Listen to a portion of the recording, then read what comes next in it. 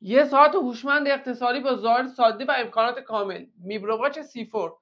بریم برای بررسیش. میبرو C4 طراحیش مربعی، وزن خیلی سبکی داره، بند سیلیکونی و برای استفاده روزمره اذیت کننده نیست.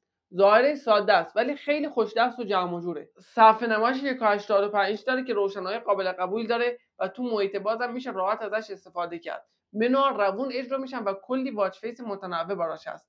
از نظر سلامتی هم پایش ضربان قلب، خواب، استرس و اکسیژن خون رو داره و چندین حالت ورزشی رو پشتیبانی میکنه.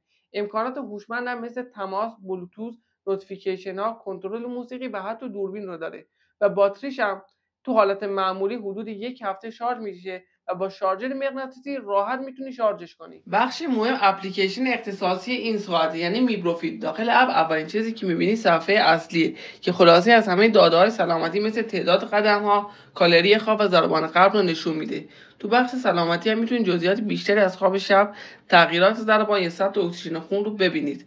بخش تنظیمات هم خیلی کاربردیه. مثلا میتونید واچ فیس رو تغییر بدید یا حتی از گالری گوشیتون عکس انتخاب کنید و به عنوان واچ فیس بذارید. اعلان‌ها هم کاملا قابل مدیریت هستن. میتونی انتخاب کنی که کدوم برنامه نوتیفیکیشن روی ساعت بیاد یا کدوم نیاد. از همین هم امکان آپدیت نرم افزار ساعت هم وجود داره که باعث میشه در آینده امکانات جدید به ساعت اضافه بشه.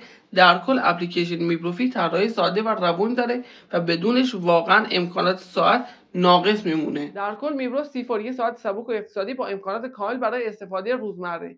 اگه دنبال یه گزینه خوب و خوش قیمت هستی، انتخاب بدی نیست. و مثل همیشه اگه ویدیو برات مفید بود، لایک کن، کامنت کن و اگه هنوز منو سابسکرایب نداری، دکمه سابسکرایب رو بزن.